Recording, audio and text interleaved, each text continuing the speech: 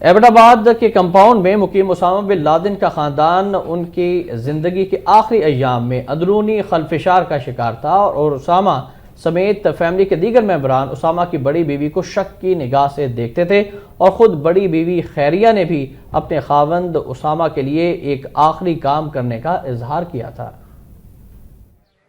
امریکی میڈیا کی جانب سے جاری ہونے والی ایک رپورٹ میں اسامہ کی زندگی کے آخری ایام پر تحقیق کرنے والے پاک فوج کے ریٹائرڈ بریگیڈیئر شوکت قادر کے حوالے سے حیران کن انکشافات سامنے آئے ہیں، جن کے مطابق اسامہ نے اپنی زندگی کے آخری ایام ایسی حالت میں گزارے کہ ان کی بیویاں اندرونی طور پر شک و شبہات کا شکار ہو چکی تھیں اور فیملی ممبران کو ان کی سب سے بڑی بیوی پر شک تھا کہ وہ اسامہ کے ساتھ دھوکہ کر رہی ہے۔ اسامہ بن لادن اپنی کم عمر یمنی بیوی امل احمد کے ساتھ سب سے اوپری منزل پر رہتے تھے۔ ان کی دوسری بیوی سیہام صابر اسی فلور کے دوسرے کمرے میں رہتی تھیں اور اسامہ کی سب سے بڑی بیوی خیریہ صابر کی ایران سے آمد 2011 میں ہوئی تھی۔ یہ بہت جارحانہ انداز کی مالک تھیں اور صورتحال اس وقت کشیدہ ہوئی جب بڑی بیوی نے اپنے آپ کو نیچے والی منزل تک ہی محدود کر دیا، جس پر گھر کے دیگر تمام اراکین کو یقین ہو چلا تھا کہ اسامہ کی سب سے بڑی بیوی خیریہ اسامہ کو دھوکہ دینے کا ارادہ رکھتی ہیں۔ اسامہ کی دوسری بیوی سیہام کے بیٹے خالد کو اپنی بڑی ماں پر شک تھا کہ وہ اسامہ کے ساتھ دھوکہ کر رہی ہیں اور خالد نے کئی بار خیریہ سے اس بات پر استفسار بھی کیا کہ وہ واپس کیوں آئی ہیں، اور ایک مرتبہ تو خیریہ نے یہ کہہ کر اپنا غصہ نکالا کہ وہ اپنے شوہر کے لیے ایک آخری کام سر انجام دینے آئی ہیں۔ خالد نے یہ بات فوراً اپنے والد اسامہ بن لادن کو بتائی۔ اسامہ کی چھوٹی اور پسندیدہ بیوی امل بھی خالد کے ساتھ تھیں اور انہوں نے بھی اسامہ کو متنبع کر رکھا تھا۔ رپورٹ کے مطابق اسامہ نے بھی اپنی سب سے بڑی بیوی کو شک کی نگاہ سے دیکھنا شروع کر دیا تھا، تاہم یہ ظاہر نہیں کیا اور اسے قسمت پر چھوڑ دیا تھا۔ 54 سالہ اسامہ اپنی عمر سے کہیں زیادہ بوڑھے ہو چکے تھے اور وہ گردے اور معدے کی بیماریوں میں مبتلا تھے، جبکہ ان کی دماغی حالت بھی کسی حد تک خراب ہو چکی تھی۔ امریکی اخبار کے مطابق پاکستانی انٹیلیجنس کی اسامہ کی فیملی سے ہوئی تفتیش میں 2 مئی کے واقعے میں خیریہ کے ملوث ہونے کے کوئی ثبوت نہیں ملے۔ ایبٹ آباد کمپاؤنڈ میں اسامہ کے ہمراہ فیملی کے 28 افراد رہتے تھے، جن میں اسامہ کے علاوہ اس کی 3